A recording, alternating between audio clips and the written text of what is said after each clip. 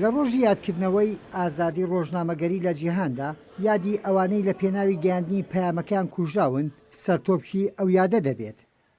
In that journalist memorial, we select a highlighted group every year to represent all the journalists who ئەلبومی ڕۆژنامەوانە کوژراوەکان لەم شوێنەی مۆزەخانەکەیە. هەموو ساڵێک ژمارەیەک ڕۆژنامەوانی کوژراوی تری بۆ زیاد دەکرێت.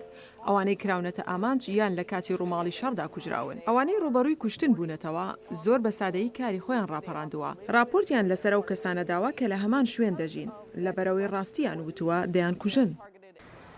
لە واشنگتن بەشێکی مۆزەخانەی هەواڵ بووە ماڵی ئەو ڕۆژنامە نووسانەی لە کاتی ڕووماڵدا کوژراون یان دەسەڵاتداران تاوانبار دەکرێن بە کوشتنیان. لێرە وێنەکانیان پێکەوە هەڵواسراوە. لە نێو وێنەی ڕۆژنامە نووسە تیرۆرکراوەکانی جیهان وێنەی ئەو ڕۆژنامە نووسانەی کوردیش کە ڕووماڵی شەڕەکانیان کردووە لێرن. جگە لە شیفا و ئەرکان وێنەی سۆرانی مامە حەمەد سەردەش عوسمان لەو ڕۆژنامە نووسە تیرۆرکراوانن کە هێشتا دادگاکانی هەرێم دۆسەکانیان یەکلا نەکردوێتەوە.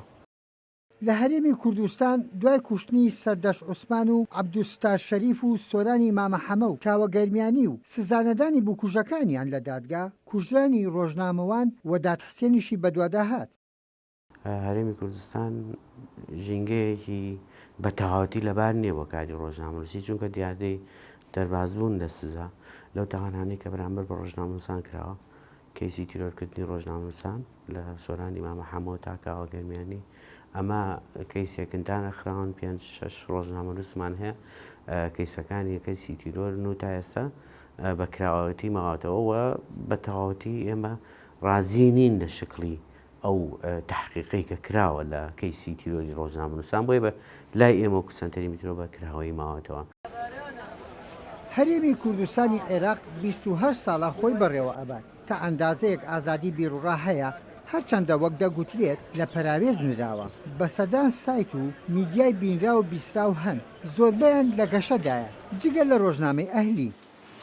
ئەوەی لە کوردستانە ئاژی ئێستا ئێمە لە مەرحەلەوی دایکبوونێک و لە بارچوونەکەین یا ئەوەیە کوردستان چێرە سەر ڕێژکەی ئاسایی خۆی وەوردە ئەو دیموکراسیەت و ئازادی تایەتی پێشەکەی و جێگیر دەبێت یا خود ئەوەیە کە پاشەکشەکەین. ئێستا من بە بۆنەی میدیای ئەهلیوانێ پاش 18 ساڵ لە میدیای ئەهلی ئێستا میدیای ئەهلی لە پاشەکشایە جاران کە ڕۆژنامەکانی هاوڵاتی و ئاوێنە و لڤین و ئەو گۆڤار و وێبسایت و ڕۆژنامەی دەستی پێکرد تا ڕادەیە کە توانی زۆر شت لە کوردستانە بۆ ژۆنی وەڕێی گشتی لەستە دروستکەی جێگەی داخەکە ئێستا ئەوە لە پاشەکشایە و ئاستەنگی زۆری هاتوۆتە بەردەم.